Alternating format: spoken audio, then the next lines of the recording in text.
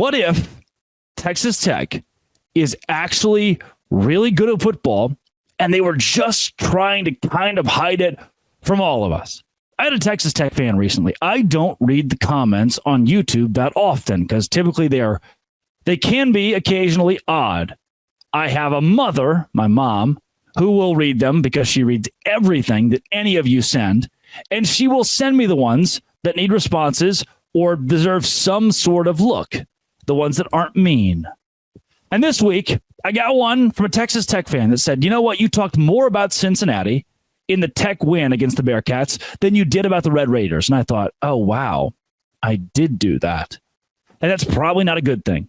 Now, I have looked at the analytics. I have looked at the remaining schedule. I've even looked at Baron Morton, who has 14 touchdown passes, 1,400 yards passing this season. And you know what I have deduced after seeing all of those things?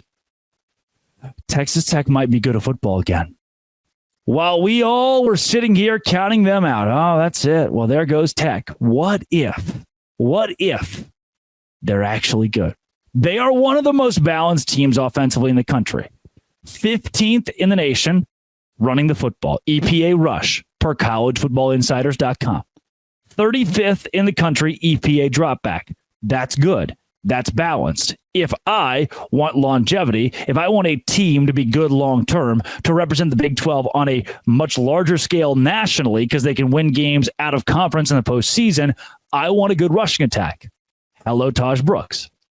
35th EPA dropback is not bad. When I tell you that your rushing offense is what really carries you, and then I tell you your quarterback has 14 touchdowns, 1,400 yards so far, you go, yeah, that's probably pretty good.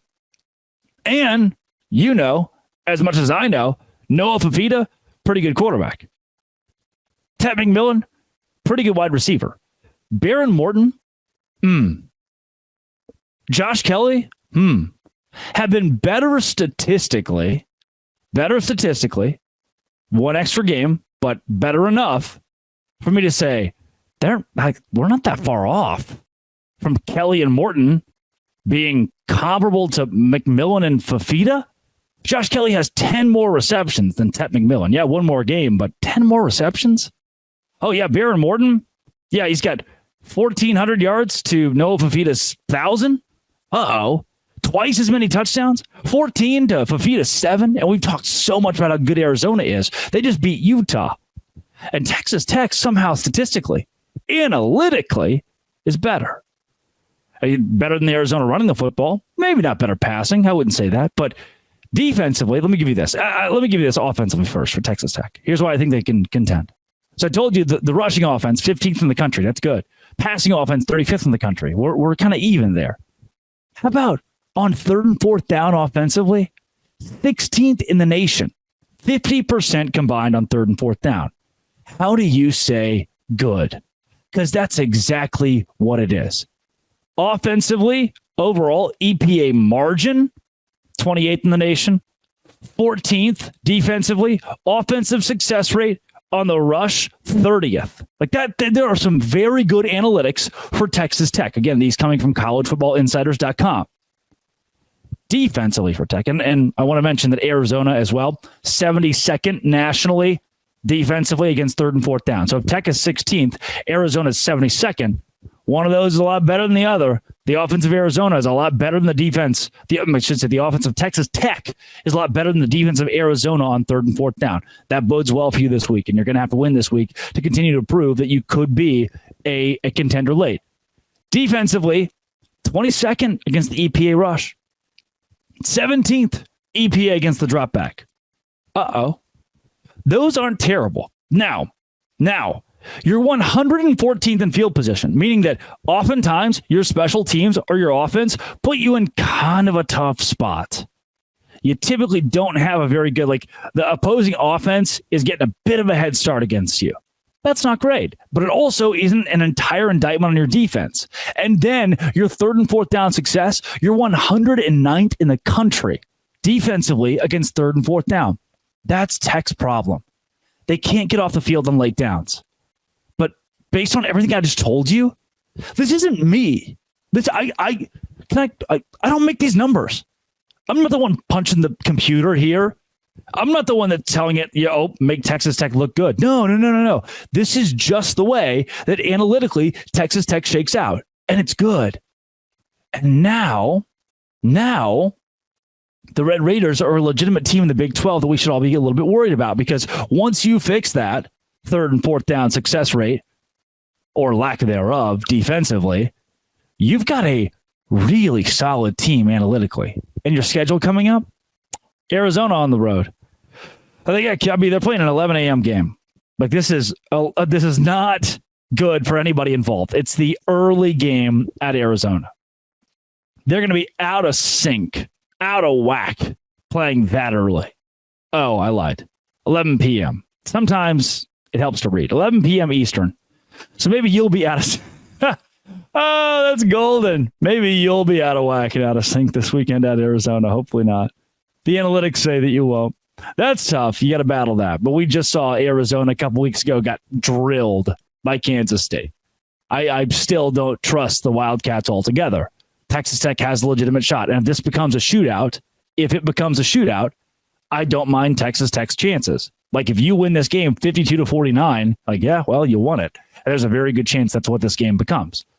Then Baylor, TCU, you're favored in both of those games. You have one ranked game left on your schedule. That game at Oklahoma State doesn't look near as bad as it once did, does it? They have Alan Bowman at quarterback. You remember him. West Virginia at the end of the year, that doesn't look near as bad as it did. I really thought the Arizona game would be a lot worse. I thought the TCU game would be a lot worse.